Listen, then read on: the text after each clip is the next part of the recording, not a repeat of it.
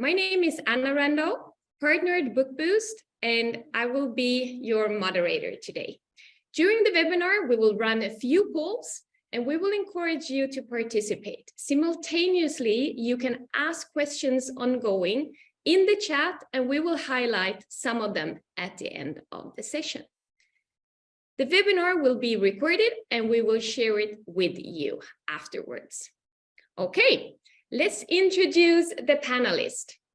I start with you, Erik. Erik Tengen, co-founder at Oaky, and Oaky is a platform for upselling. Hey, Erik, glad to have you here. How do you feel today? I feel great. Thank you. Very, very nice to be here. I love your pronunciation of Erik.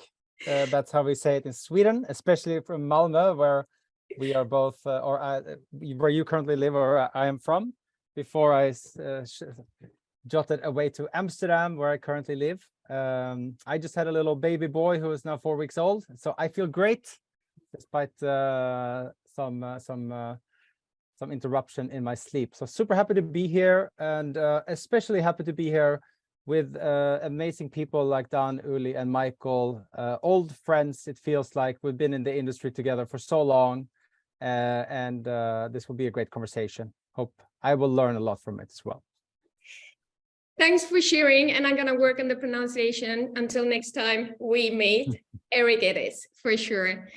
And next one out is Michael McCartan from Atomize, Chief Growth Manager, and Atomize is an RMS software. Hi, Michael. Can't see the screen, but I hope you can hear me. I can hear you perfectly well. Yes. Good afternoon. Good morning to everyone. And it's great to be here. I don't have an excuse for being tired. I've got teenage children, which is probably equally bad. That could be used as an excuse for sure. Nice to be here. Thanks very much. Next one, we have Ulrich Pillau, founder at Apaleo. And Apaleo is an open hospitality platform and PMS software. Welcome to the call, Ulrich. Thank you very much. Welcome to everybody here. So I'm actually Uli. Everybody calls me Uli Pillau. That's the name I'm known under. And with the people here on the panel, I've been working together in many ways, many projects for many years. So we've been doing hotel tech for the past 20+ years, and this is really the industry we are in. And with Apaleo, we are located here in Munich and Germany, and happy to be on this panel with everybody today. It shows how international the industry is. We're calling in from different countries, different cities. Amazing to have you on the call. Welcome, Uli. That's how I'm gonna say your name from now on. Last but not least, we have Don De Bruyn, co-founder Bookboost, and Bookboost is the CX customer experience platform to enhance the guest experience. Welcome to the call, Don. Thank you, Anna. And I'm very happy to be here as well. Looking forward to it. I'm also calling in from Malmö, actually. It's snowy here, but also getting dark. It's probably not possible to see it, but yeah, hello from Malmö to everyone. And welcome to you as well to this conversation. And before we kick it off, and before I ask you a few questions, I would like to set the tone for the conversation. The hospitality industry is first and foremost a people industry, for people and with people. But data is key to progress, and data is key to success. Data is information, and information is power. At the same time, it's very well known that the vast majority of all hospitality brands, independent as well as groups, are still operating on legacy systems structured in silos where data exchange is an utopia. Today, more than ever, many travelers are seeking unique experiences and outstanding service. But at the same time, many hoteliers are struggling with staff shortages and budget limitations. Keeping that in mind, we can understand that the hospitality industry is about to change dramatically, and we need to accept it. We need to embrace it. Intuition is no longer enough, and thinking but not acting is no longer attractive. We need data to analyze numbers. We need data to understand patterns. We need data to improve operation, and we need data to personalize each and every touch point in the guest journey to create long-lasting memories. So let's get started, and we will discuss and explain how it all comes together. And the first question I would like to fully understand and hear your point of view, that goes to you, Ulrich. And I would like to hear your opinion about why you believe a free exchange of data is key to enhancing the guest experience. Sure, I'm happy to take this one on to start with. I think, as you rightly pointed out, today, when you look at hotel technology worldwide, it's all sitting in silos. And the biggest challenge and hurdle for all hoteliers is that the PMS is actually one of the main holders of the data. And pretty much all of the PMSs today don't offer free data exchange to third-party apps the hotel groups and the hotels want to use. So if you look at, for any example you have in the hotel industry, where the apps and new systems on the market provide innovation and help the hoteliers moving forward, this is limited and restricted by the PMS data, which is not openly accessible. So regardless whether that is CRM, loyalty systems, revenue management, chatbots, upsell systems, whatever it is, all of these innovative apps need to access data from the guests, from the reservations, pricing, inventory, whatever data.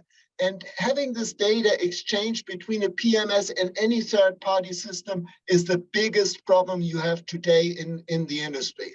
And now, when you look at today's world and how it developed, it was a logical choice that actually the PMSs became the main holder of the data, but this is outdated today. So this can't be the case going forward, where you have a variety of applications that need to work together for hotel chains. The data needs to be entirely and open, because these apps are actually the best specialists in their respective areas to help the hoteliers further.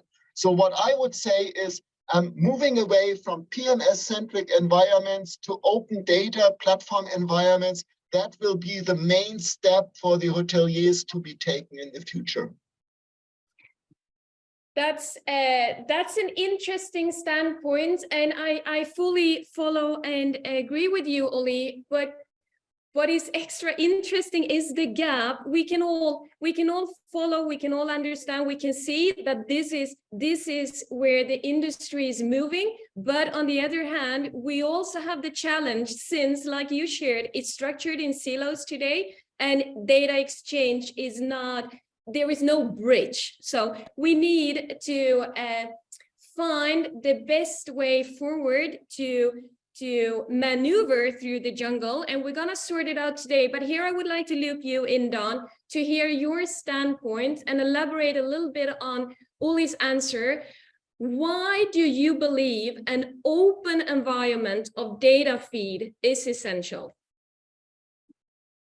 Right.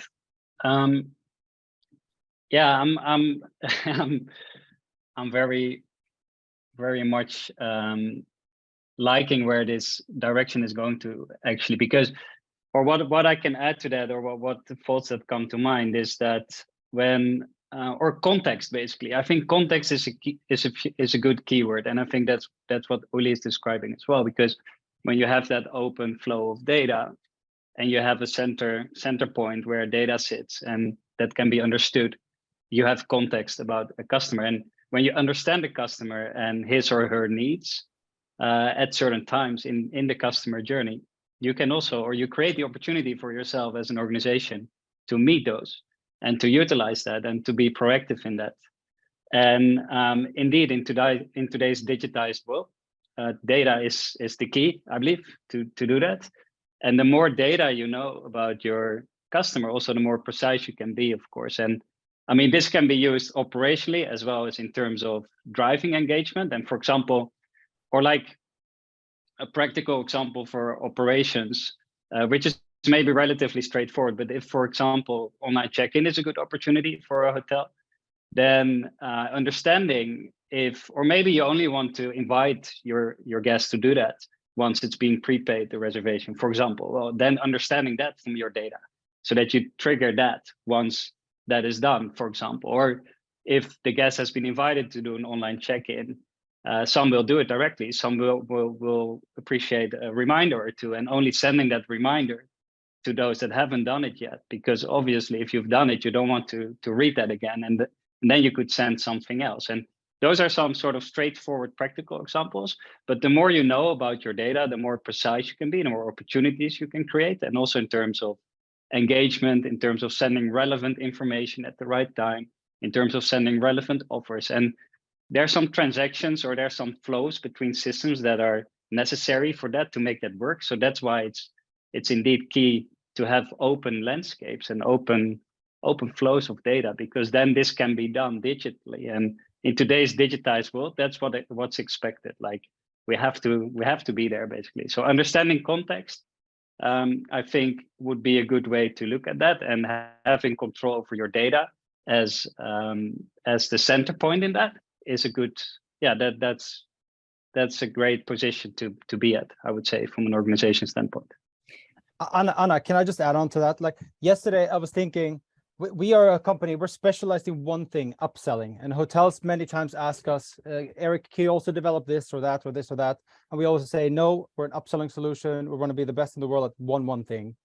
And you have this British saying, you have many people who are, not so, whatever. Forget about the British saying, Michael can fill me in on that one.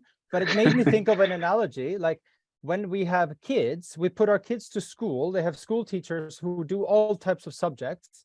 But when we really care about the education, we have specific teachers about specific topics.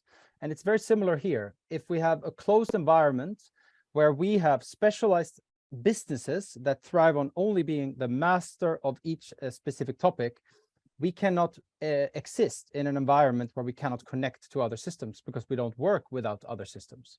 So if I was a hotelier, like looking at something so important as education, for example, if you're using systems that doesn't allow you to connect to other systems, you're going to be stuck with this type of provider or technology that is not so great at anything, but they do it all, versus having this amazing opportunity to cherry pick the best solutions and tech stack that you want to have and that fit your criteria as a hotel.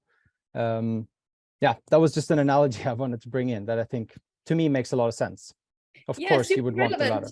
And thanks for sharing. You almost overruled me because the next question, it's not fully covered, but it was supposed to go to you. So I give it to you now, Eric. And since you represent Oaky and you're really into converting into new revenue streams, upsell, cross-sell, is there any stage, from your perspective, is there any stage of the guest journey where you believe this is more important? And if the answer is yes, please explain why. Depends what you want to achieve. In the pre-arrival stage, upselling is critical because you're enabling to reach out to your guests, showcase your brand, and drive revenue, which is largely split 50-50 between room revenue and ancillary revenue. At the front desk, you're able to reach out to many more guests. The top of funnel is far greater, and you're selling much more of room revenue, which might be great if you want to look for profitability. But the main advantage there is that you have access to many more guests. So if you can utilize data to optimize front desk upselling, you're largely standing to benefit from more revenue overall.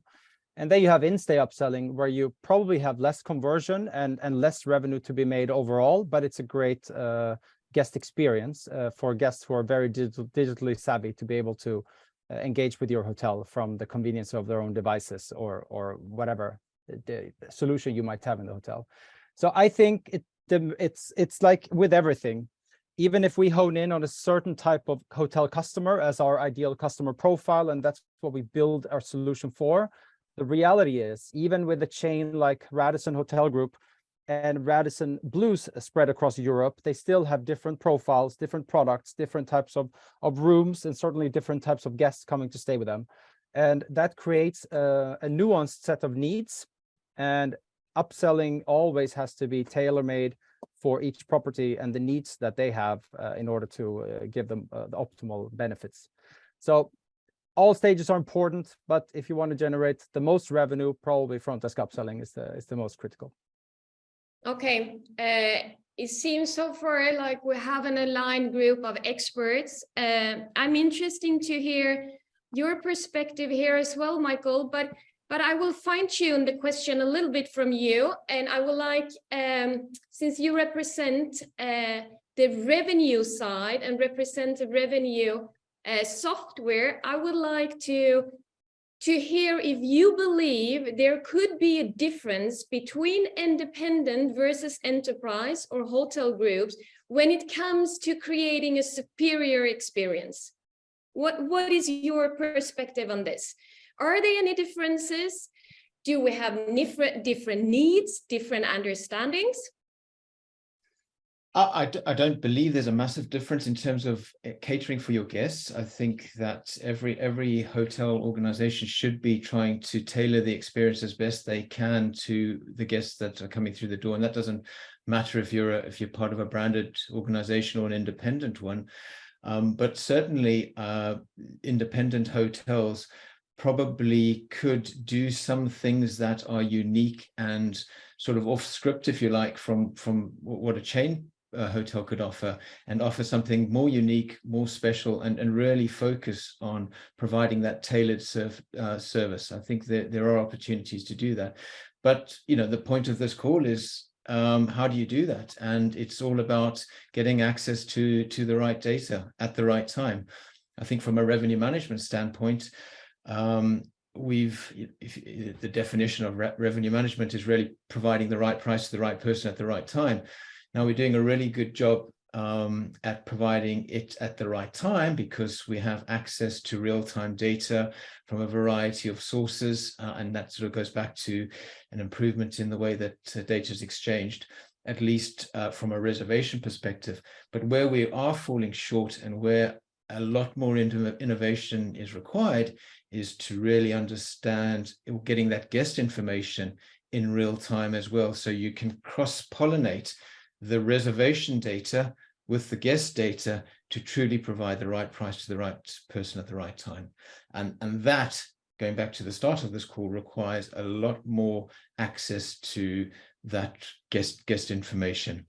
It also gives you opportunities to look at total revenue management in a different way, because you can start, the more you understand about the guest, the more you can trade potentially room price for ancillary revenues. And you're looking then not just at how much this person is going to spend in the room, but across the whole stay in different parts of the hotel. And you could actually sacrifice some room revenues because you know that that's going to be supplemented with other spend, which is what the casinos do really well already.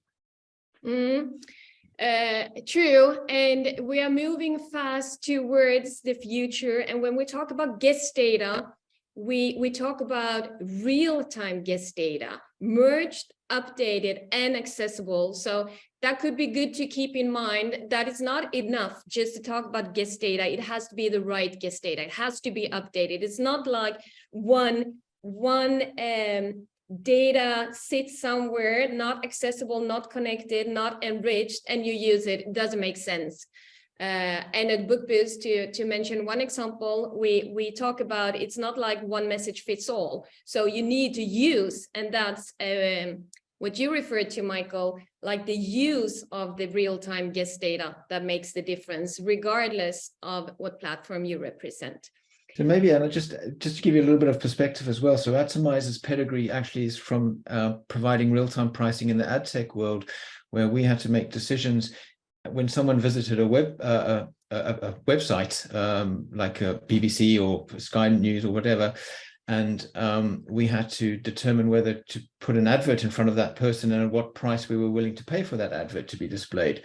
And that required exactly as you said, real-time processing of understanding who the guest was and what their appetite to convert was, or what the likelihood of them converting, clicking on that advert.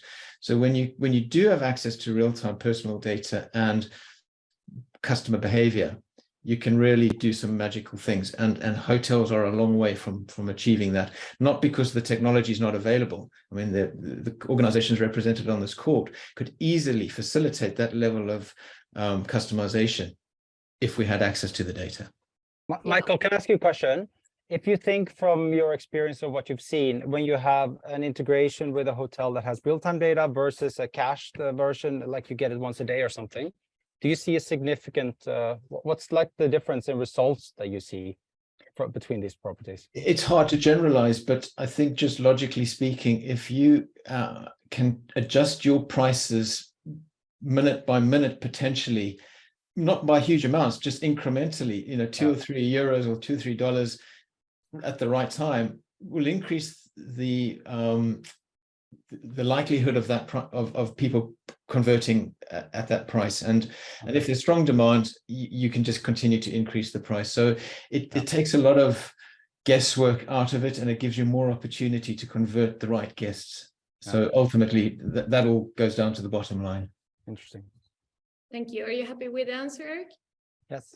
Yeah. Now it's actually time for the first question in the poll, where we encourage the audience to engage with us.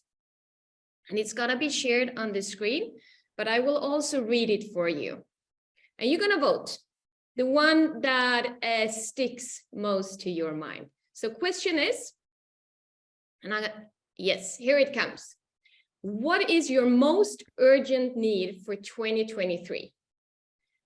You can vote for operations, too many manual tasks, lack of an upselling tool, lack of digital guest journey, inefficient revenue management, and better data organization and integration. You have 1 minute to vote.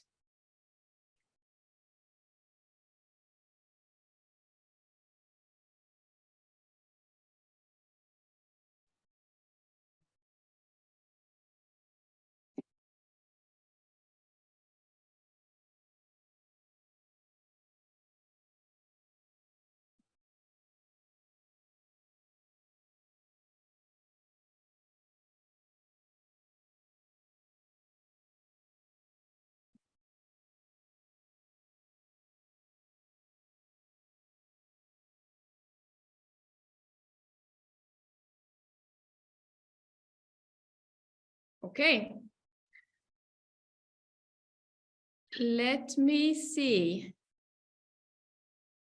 44% better data organization and integration. Thereafter, we have operations, too many manual tasks. Maybe I need new glasses, actually. I'm real close to the screen now. We have actually no one. Lack of an upselling tool. You must have done a tremendous job, Eric. Everyone is already profiting from your platform. Thank you, Jana. Yeah, okay. Perfect, okay. And thanks for participating. There will be another one coming up in about 15, 20 minutes. But I think as a sum up for the first session, where we talked about the importance to have a good overview of data, regardless for the purpose and regardless for how you're gonna use it. I think we can all agree that it's fundamentally decisive to have control of it, to be able to profit from it, and to be able to meet expectations. But on the other hand, the industry has been under tremendous pressure, where staff shortages and budget limitations have forced every hotelier to rethink and reevaluate their offer. So I would like now to move this webinar into a slightly new mindset, where we're gonna look from an operational perspective and see what could be done to operate in a more sustainable, more successful way. So if we try to understand where the industry is, like let's say in general today, and where it's heading. What could be the main mistakes hoteliers are making that are stopping them from building an excellent experience? And here I would like to loop you in, Uli. Sure. I'm very happy because that's exactly our area of expertise where we're always looking at. What I'm saying is that all of the apps out there, and there are tons of apps which are very good in their respective areas. And as we already discussed, they need the data and the exchange with the PMS in order to get things done and completed. So I think the main mistake hotel groups and hotels are doing today is that they constantly look at features within systems. So they are very much feature and function driven and don't pay as much attention to the architecture and infrastructure behind. So as long as you are relying on a PMS-centric environment, which is either a legacy Opera or Proto or whatever PMSs or some of the cloud PMSs, these PMSs will always be the holder of the data, and they will be the master of driving what data you can access and what data you cannot access. And this is just a logical consequence of the PMSs being all-in-one PMSs. Every PMS which we have today, and especially the older ones, but as well the cloud PMSs, are really becoming PMSs that develop their own components and modules. They develop their own upsell, their own IBEs, their own CRMs, their own revenue systems. And obviously then as a next step, they are trying to promote those systems and sell those systems. And as a logical consequence, they limit the data other apps in this area or in this segment can access and can use. And I think this is the main obstacle of our industry. So I think hoteliers should switch their minds and look, how can I improve the architecture and infrastructure behind my technology stack and go away from centric environments to open platform environments. So the pure looking at features and functionality in PMSs and so on, this is not the solution going forward, because that will always drive you to a very PMS-centric environment, all-in-one PMSs, where outside apps, which might be better, don't have the way to access the data. And then from a tech stack perspective, it always forces hotels and hotel chains into some specific environments when they pick this PMS-centric environment. That means I believe, or we fully believe, in customizing or offering the ability to hotels and hoteliers to customize their tech stack by a free choice of apps sitting on an open API platform. So my perspective on this is, hoteliers, go away using those kind of hundreds of RFP questions, which are always in the RFPs, and pointing to every single functionality or feature you need. And out of those features, you use 10 or 20% on a regular basis. But think about more the platform and infrastructure you have behind that gives you the ability to choose and pick any tech stack you want, and even to customize it in any way you want. Going forward, this type of direction will be much more important than it is today. And can I add something also? Uli mentioned something. I fully agree with Uli, but I also think we have a responsibility as tech providers to make it so that if because I can understand a hotel's perspective, they don't want to log into 15 extranets every day to run their operations. And so that's largely the reason why they would go for one provider that does it all. But so it's our responsibility to make sure we offer a fully automated solution that works really well with each other. I don't think I am the one to judge how many hotels are giving an amazing guest experience, but on a tech side, the hotel groups that we work with, that we are the most impressed by, they pick a couple of tech players, and then they make sure that we speak to each other and we create innovation together, and we integrate deeply with one another. And we drive a vision forward where it's not a 12-month agreement, but it's looking at how can we help you achieve your goals 3 years, 5 years down the line, together with a certain number of tech players. Those for me are always the most exciting conversations to have, because it pushes us forward as well, and working with other open players in the market, basically trying to achieve the goals of a specific group. Thanks for sharing. I fully agree. And I like the sentence, we create innovation together. Indeed, we certainly do. And that comes with the responsibility. And when you drive innovation towards something that could feel and to some extent is unknown, we have a responsibility to lead, to guide, and also to provide solutions that work together. So I'm fully with you on that one, Eric. I will open up the opportunity for the other panelists to add here without pointing out. Since I said in the beginning, I ask the questions, you give the answers, but now I first come, first serve. Is there anyone that would like to add something to this question? I can just add, it almost builds on what both Eric and Uli have said, and that's really the way that I think hotels are going to make more of the resources available to them, especially in this time of where getting staff is difficult, is to create leaner teams, and specifically cross-functional, multidisciplinary hybrid teams. For a long time we've spoken about these silos that exist in hotels. You have the revenue department, the sales department, the marketing department, etc. The general manager kind of acting as a separate entity as well. But the reality is we don't have the luxury anymore to operate in those silos. And even if we did, if we were able to staff those silos sufficiently well, it's inefficient and ineffective. And there's going to be and needs to be a much greater move towards what I would call lean teams, lean commercial teams that collaborate much more. But in order to do that, you also, and this is where I fully agree with Eric, you need to provide them with an ecosystem that allows all of those players in that team to access and use the same tools and the same information.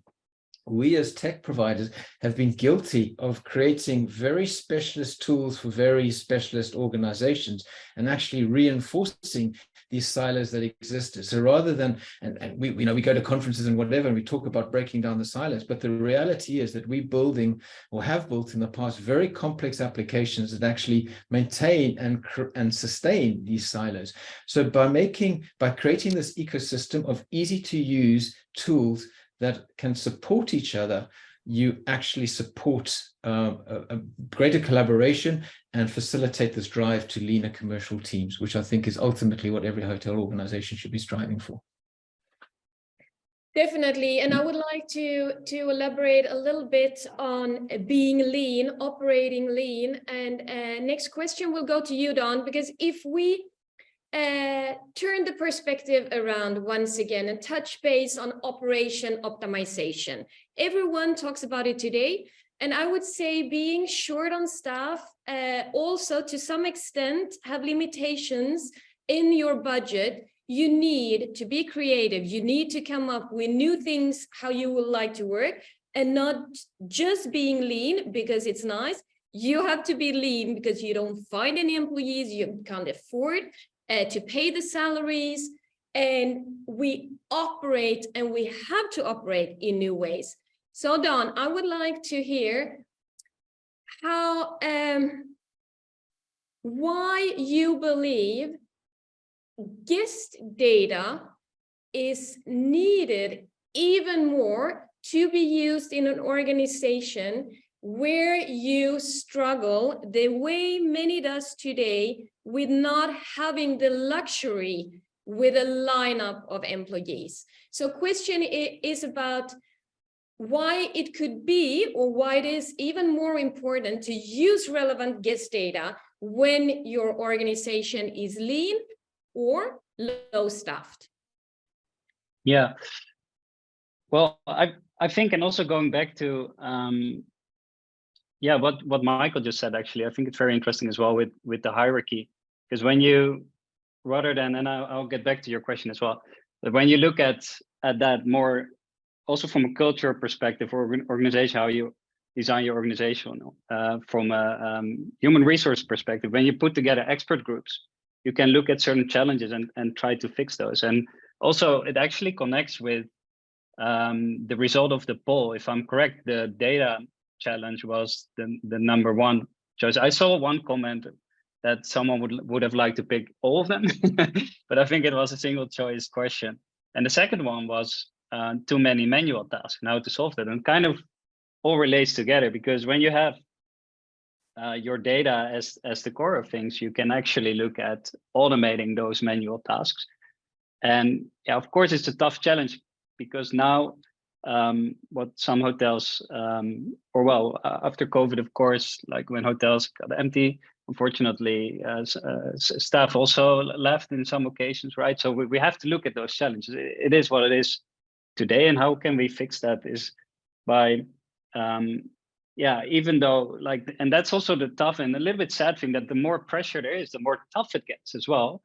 But really take a step back and look at, okay, what are sort of the manual processes that are coming back and that we are doing repetitively, and that are not necessarily unique, or that are, you could say, low value, like administrative related, or things that in an ideal world are done by itself, so that we can use our resources for really the activities that are unique, and looking at each of these sort of repetitive flows as an opportunity to automate those. But of course, that requires you to take a step back. So I really hope that that we can find that as an industry, that we can do that, and also the longer, or I think the challenge also sits in that, what in this reactive repetitive mode, let's say.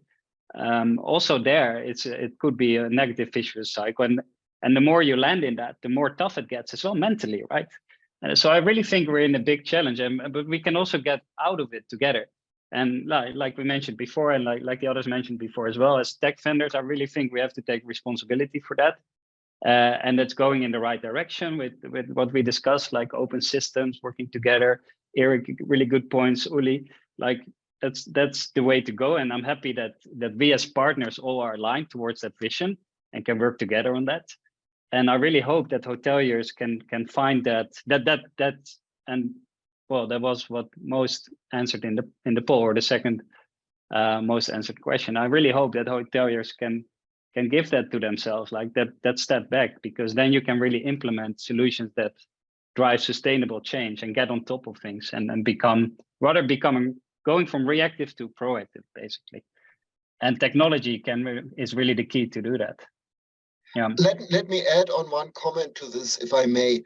I think it's absolutely right what you're saying, Dan, and I think hoteliers should review their processes on an ongoing basis, and guest journey is a good starting point to get it as mobile and as automated as possible.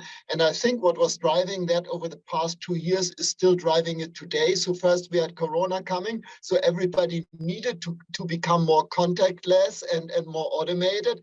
And now we have kind of still the afterwards of Corona, but we also have actually the pressure on everybody that less staff is available. You have to spend less money at the hotel level. The charges and costs are going up. So the hoteliers have to do something. And my suggestion would be, look back at the past 2 years and pick a couple of good examples of hotels and hotel groups that are providing a great customer guest journey, and some of them do it 100% automated without even having staff at the hotel level.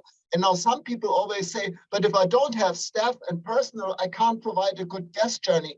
Actually, my take is that the opposite is the case. If you have a great customer guest journey, you will see that whatever you get as comments on the web and wherever about your properties and your group and your brand, it's actually far better in many instances. So what I'm saying is technology needs to be the enabler, and the customer guest journey can be really very good with a very good reputation if you do it right. So if I were a hotelier today, I would pick those examples that you have in Germany, in Europe, in UK, and some other places that have done it really very well over the past 2 years and were really successfully, and then ask yourself, how can I get there? Fully agree with you, and this is a good point. And you also shared on that everyone has to use their resources in the smartest way to create unique experiences, and that is what it's all about. So I would like to elaborate a little bit on that one and loop you in here, Eric, again, I would like to hear your perspective when we talk about optimization, when we talk about converting into new revenue streams. How can hoteliers optimize their budgets by using guest data in a specific way? And please share examples if you have. What do you mean optimize their budgets?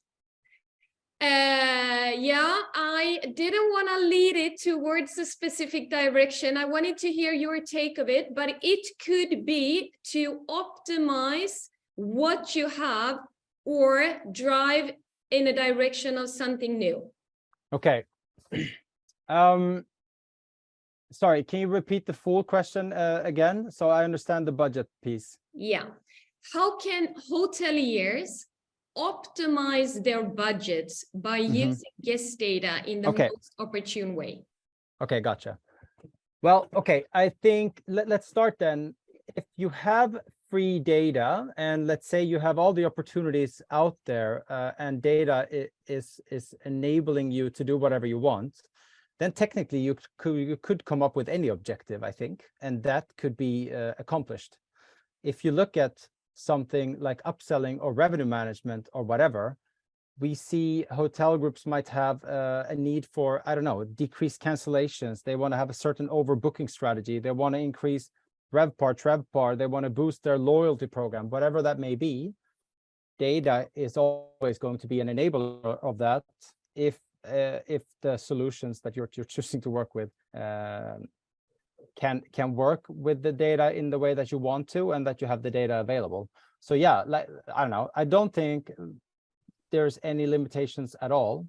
But that said, like, we speak to hoteliers every day, right? And there are few hoteliers that come to us and say, this is really what we want, and this is how we're going to do it. And I think we find ourselves many a times in a situation where it's like, okay, we have a certain revenue target to go, but we're leaning on you as a provider to tell us kind of what's the best practice and how to get there, which I think makes a lot of sense because we have seen so many use cases on how to do it. But it's also refreshing when you speak to the hotel groups who have very clear directions on how to get there, and how can you then marry those needs together with the solution that you have in place and try to create new avenues on reaching the same type of solution. For us, I can give you one example. We had an RFP and a pilot with a very important customer of ours.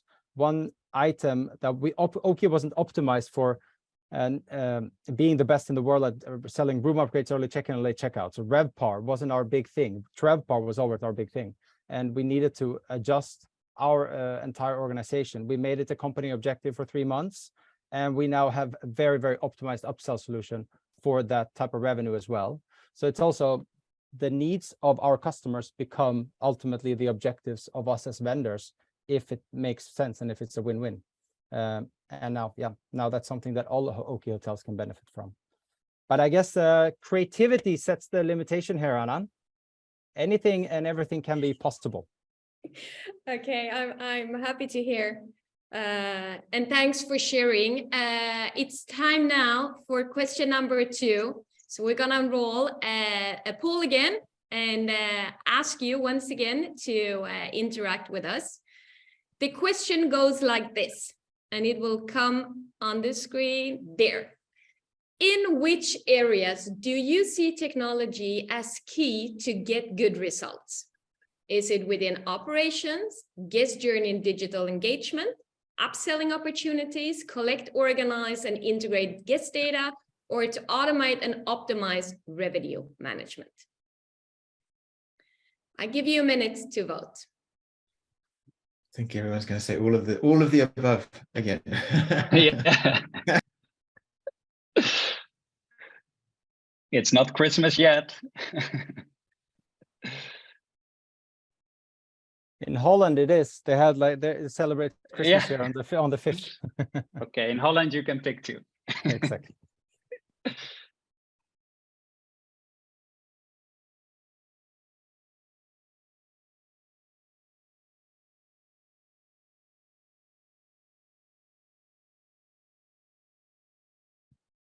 Okay, here we go.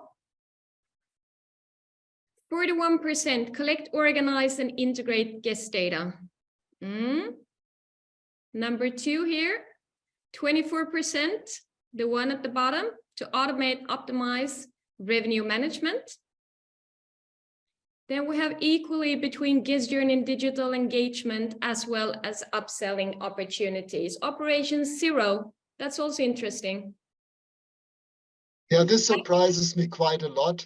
The operations 0, because in fact, when I look at many of the hotel groups we know and we are working with, operations for them should actually be a key to improve through technology. When you walk into whatever hotel, I could bet you find lots of manual procedures which are done in the back office and in operations, which could actually be automized intelligently. So this is a kind of a little bit surprising to me.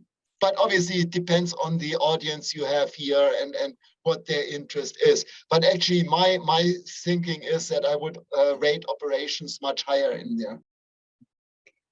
Yeah, I share your take on that one, Uli. And we come almost to the end of the webinar. We have another 13 minutes to go. I have a few questions still to ask, and we have questions coming in from the audience as well. So I would like to address a sidetrack to you, Michael. And I know many of the signups for the webinar represent different roles within revenue. So I would like to hear your opinion, and I assume you spend a lot of time in conversations with revenue representatives. Can you please share with us your take on how has the role of a revenue manager changed in the past few years, and how has guest tech impacting it? Well, I would say that the revenue function is becoming more strategic, and that's certainly an objective of Atomize. It's a mission of ours, is to remove tactical activities from the revenue management role. We don't believe that it's an effective use of, let's be honest, highly paid, highly skilled individuals to be going in, looking at the next 365 days at 5 room types and deciding whether they increase the price by 1 or 2 euros for each of those days. That's a huge amount of time that is, very well suited to be done by artificial intelligence through automation.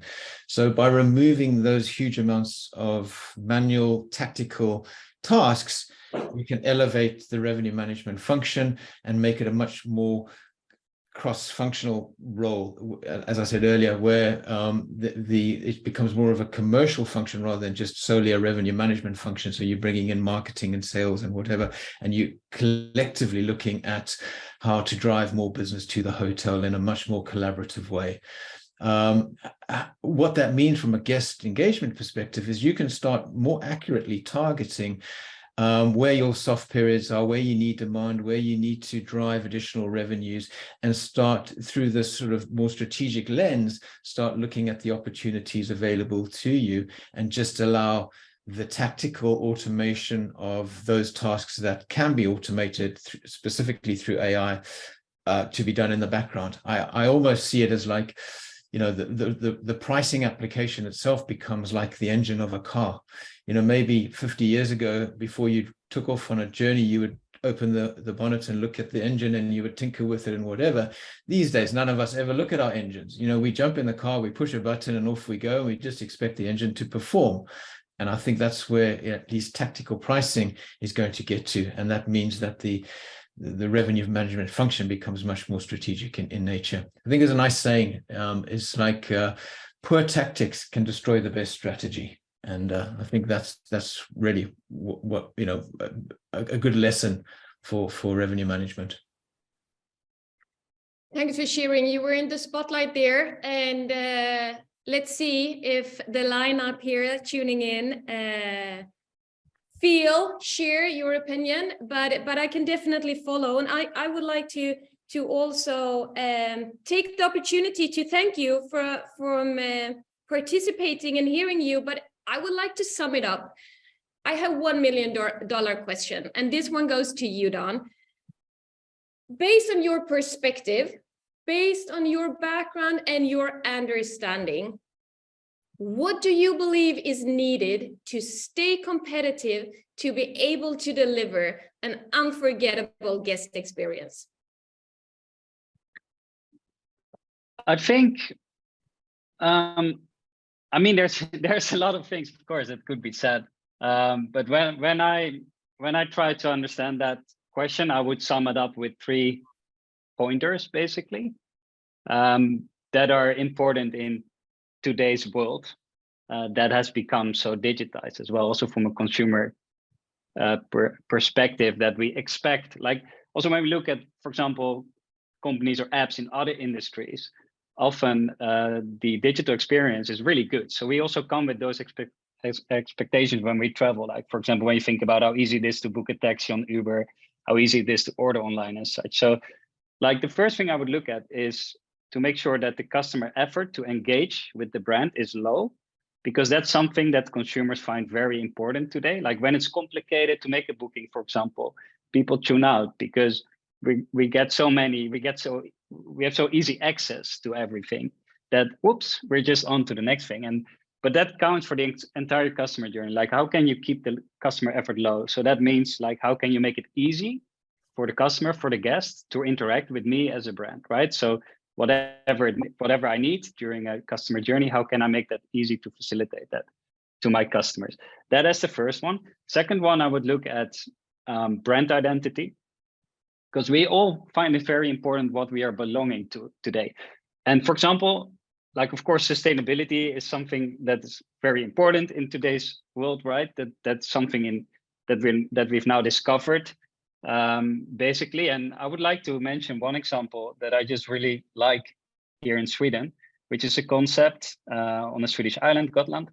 And they actually make the energy bill excluded from the rate. So you make the booking, it's eco lodges, you make the booking. And during the stay, you see your energy consumption. You can see it in the app.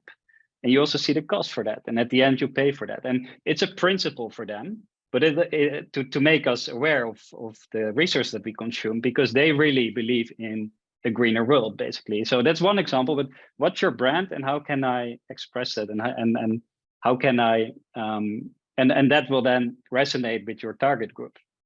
And thirdly, to answer the question actually for unique experiences, I think what can be, or there's one thing there I would like to mention, and that's a study, and I find it very interesting. It's a study done by TripAdvisor actually, and they looked at like when customers are satisfied, 60% will recommend the hotel to others. But when there is a delightful surprise in the customer journey, 94% will recommend the hotel. And what's a delightful surprise? It's something you don't expect. And it doesn't need to be expensive, doesn't need to be fancy, doesn't need to be like outrageous, but something from a customer standpoint that you do not expect in the customer journey, because that creates a memory, that creates a unique experience. And we're all looking for that local hidden gem. Maybe that's it, or something else, something in the customer journey that the customer will bring home and will be considered uniquely. And the customer will want to talk about that and will want to come back to that, because then again, I will experience something unique. So I would look at those 3 elements basically to be competitive in today's world. And I really like the one with delivering or providing or giving a delightful surprise. That sounds super positive, and it triggers my curiosity, and that will also be the sum up for the session, because we have no questions coming in. You must have provided crystal clear answers to all questions. I hope that's the reason. You still have a few minutes to provide if you would like to. But I hope that everyone participating in this webinar today will feel like they received a delightful surprise, something that stick to their mind, something that they can start change, because change starts with taking one step in front of the other. And you don't have to do everything just over the day. Start small. You can still think big. Start small and things will happen. Things will start to move. Things will change. So I would like to take the opportunity to round off the conversation, to thank everyone that has participated, both panelists, but also everyone that tuned in. And with full respect for different time zones, it could be early morning, could be late evening, or like in Europe, pretty good afternoon. If you would like to follow us, if you would like to know more, if you would like to continue the conversation, you find us at social media, you know where we are. So connect with us there. And yeah, I hope to see you soon again. Thanks a lot. Thank you, everybody. Thanks so much, everybody. Bye-bye, Thank guys. you. Bye-bye. Thank Good you, evening. bye. Ciao, Bye-bye. ciao. Thank you.